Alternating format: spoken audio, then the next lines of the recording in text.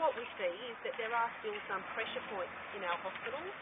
We see more patients than ever before being treated in our hospitals, and a very busy hospital like Logan Hospital, I think, is a good example of just the growth that our health services are being expected to deal with.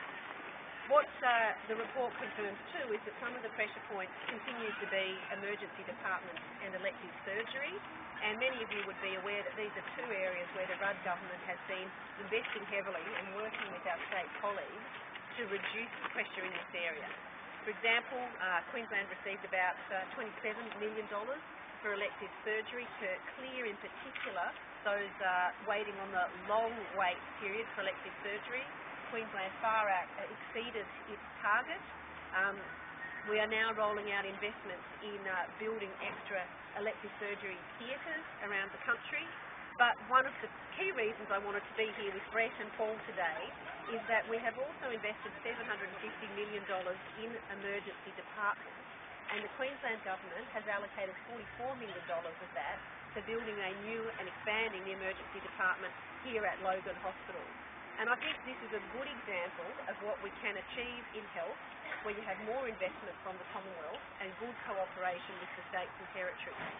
We are all dealing with a growing demand in health, an ageing population, people with more chronic diseases, and we have to look at the way that we can handle these health challenges into the future.